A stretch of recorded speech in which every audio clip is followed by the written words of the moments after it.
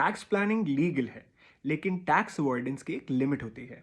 Supreme court ने recently Flipkart के capital gains case में इस इंपॉर्टेंट प्रिंसिपल को रीआइटरेट किया है।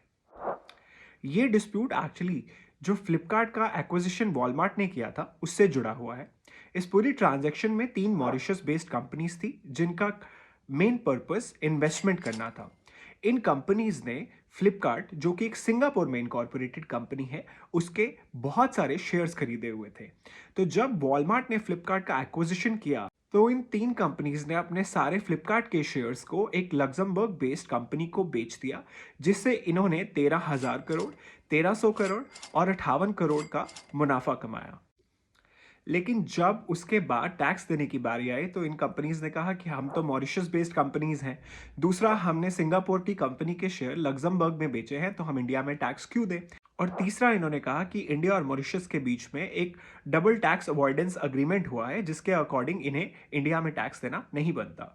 इस पर रेवेन्यू अथॉरिटीज ने काउंटर करते हुए बोला कि एक indirect transfer of Indian assets है।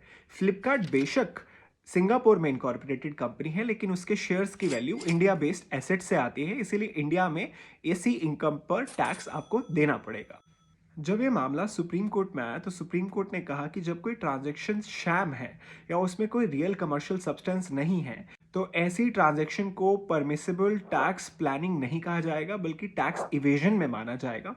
और सुप्रीम कोर्ट ने यह भी कहा कि सिर्फ टैक्स रेजिडेंसी सर्टिफिकेट दिखाना सफिशिएंट नहीं है, ये भी देखना होगा कि ऐसी कमर्शियल ट्रांजैक्शन का एक्चुअल ब्रेन कहाँ है और इसके डिसीजंस कहाँ पर लिए जा रहे हैं।